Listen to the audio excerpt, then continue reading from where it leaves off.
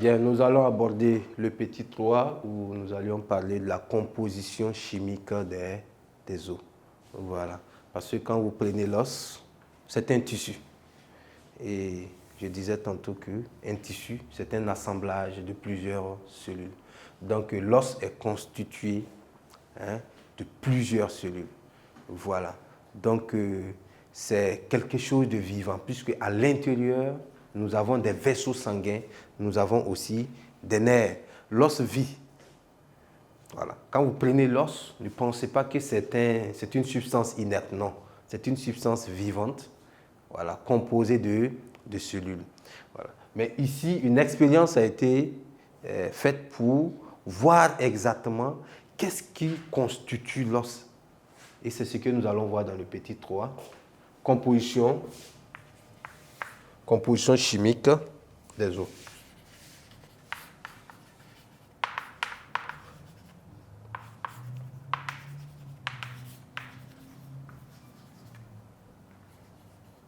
Composition chimique des os. Bien. Des expériences ont été menées, plusieurs expériences ont été menées, voilà, pour dégager justement les éléments qui constituent l'os. Voilà. La première expérience, et on va se limiter à là d'ailleurs, et ils ont plongé de l'os dans de l'acide. Vous connaissez les acides, dans de l'acide chlorhydrique pendant une dizaine de jours. Voilà. Un os qu'on a plongé dans de l'acide chlorhydrique pendant une dizaine de jours. Voilà. Après 10 jours, quand on a enlevé l'os, on a constaté que l'os est devenu mou. L'os est devenu mou. Voilà. L'os qui était dur a changé de forme. L'os est mou et elle est flexible. Voilà. Donc, on a dû comprendre que quelque chose, ou du moins l'élément qui donnait à l'os toute sa dureté, a été enlevé. Donc, cette substance qui donnait à l'os toute sa dureté est restée dans l'acide, dans la solution d'acide chlorhydrique. Cette expérience nous a permis de dégager deux éléments essentiels quant à la structure, quant à la composition de l'os. Premièrement, nous avons montré en conclusion que l'os est composé de substances minérales. Et ces substances minérales-là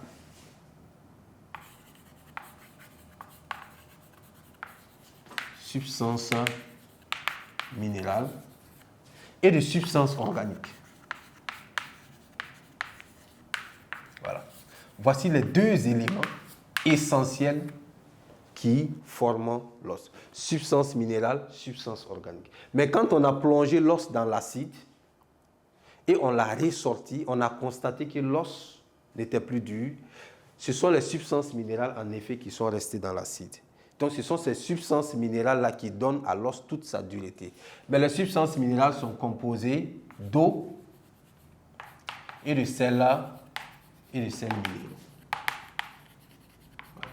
Ces sels minéraux peuvent être du calcium, du carbonate de calcium, du sodium, etc. Voilà. Et l'autre partie qui reste, ce sont les substances organiques encore appelées océines. Voilà. Encore appelées océines. Mais il se trouve que, d'après les expériences, que la substance minérale occupe 2/3 du poids de l'os et la substance organique occupe 1/3 du poids de l'os. Voilà. Donc, ce même morceau qui a été prélevé de la solution d'acide chlorhydrique, lorsqu'on passe ce même morceau au feu, vous allez constater que ça va cramer, ça va donner de la cendre. Voilà. Donc, à ce niveau-là, je pense que on verra dans la suite si on pourrait faire des exercices pour naturellement déterminer les substances minérales et déterminer les substances organiques dans un os. Voilà. À l'issue de cette petite expérience que j'ai expliquée, on dira que l'os compact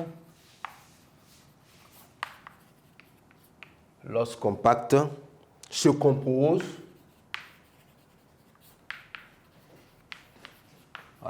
de 1/3 de substances organiques. Donc les substances organiques sont encore appelées océines. Voilà. Et de 2/3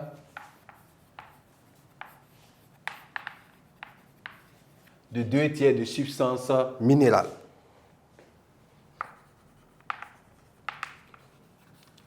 Voilà, les substances minérales, c'est l'eau plus les sels, eau plus sels minéraux. Voilà, eau plus sels minéraux. Bien, donc voilà un peu résumé ce qu'on pourrait dire sur la composition chimique des eaux. Voilà. En petit 4, nous allons passer à la formation des eaux. En petit 4, formation d'un osselon.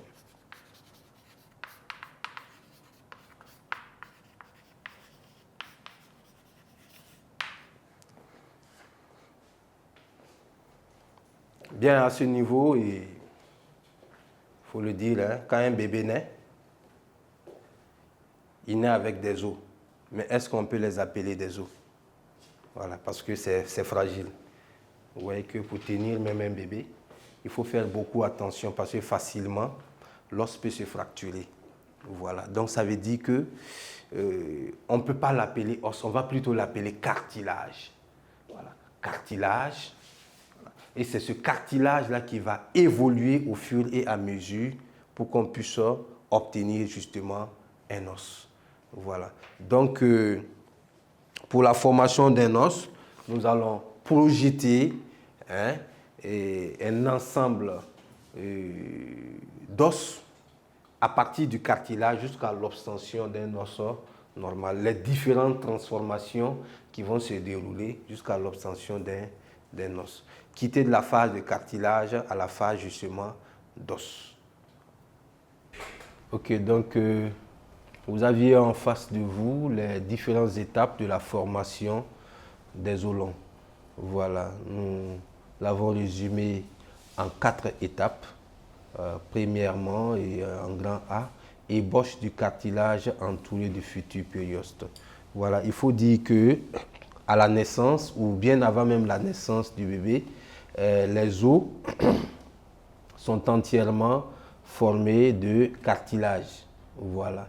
Ce ne sont pas des os, c'est du cartilage. Mais au fur et à mesure de l'évolution du bébé, vous voyez que le périoste va passer son temps à fabriquer justement du tissu osseux. Et petit à petit, il y a des points d'ossification qui vont se former. Voilà, en grand B, vous avez l'apparition du point d'ossification diaphysaire. Voilà, en grand C, et ça évolue encore, le canal médulaire est très visible avec à l'intérieur de la moelle jaune. Et on constate des points d'ossification au niveau des épiphyses. Donc nous avons évolué. Voilà. Et en D, on a carrément la formation du canal médulaire. On aperçoit également les cartilages de conjugaison, les cartilages articulaires, et le terme os compact apparaît justement à ce niveau parce que nous avons affaire justement à un os. Donc voilà un peu comment se déroule la formation des os au niveau de l'homme, mais pas au niveau de l'homme seulement, sur pratiquement tous les vertébrés. Chers apprenants, chers élèves, après l'observation des différentes étapes de la formation des os, je vais vous proposer la trace écrite suivante. Voilà.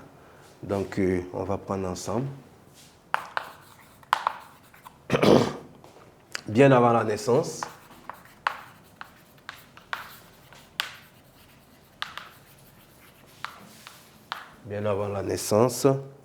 la plupart des os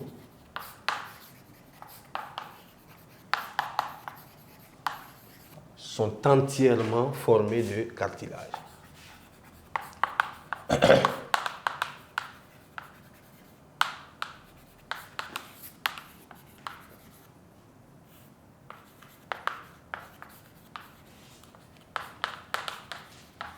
plupart des os sont entièrement formés de cartilage. Leur ossification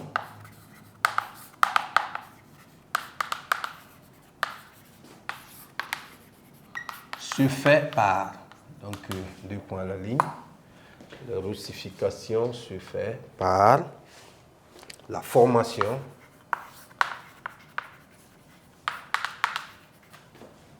d'os compacts,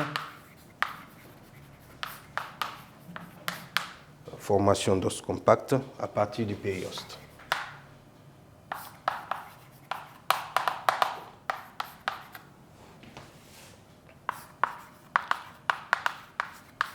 Voilà. Là, on parle d'ossification périostique.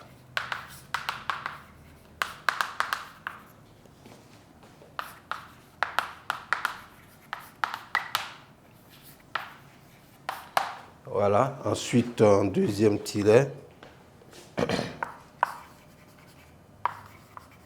Leur remplacement progressif.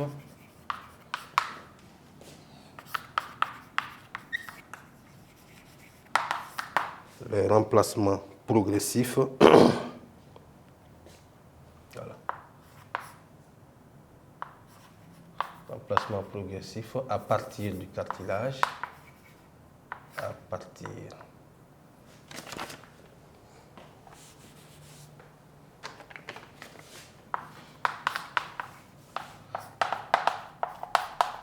partir du cartilage.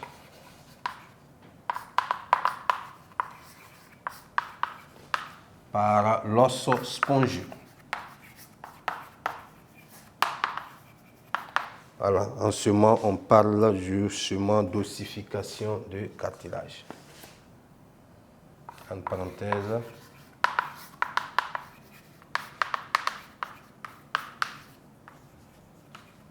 Ossification du cartilage. Voilà.